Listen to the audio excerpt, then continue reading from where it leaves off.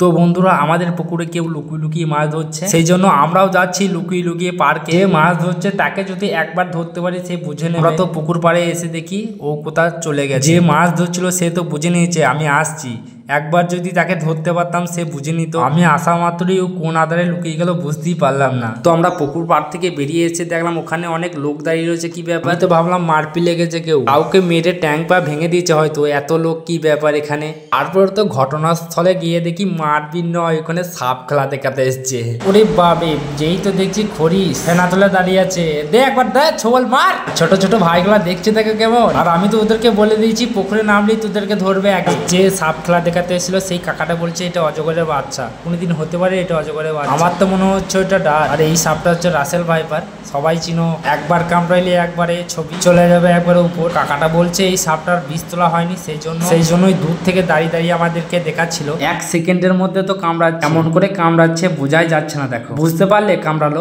ভালো করে দেখো কিরকম কামড়াচ্ছে। তাহলে মানুষকে এত সেকেন্ডের মধ্যে যদি কামড়িয়ে দেয় আদারে, তাহলে কোনো মানুষ বুঝতে পারবে?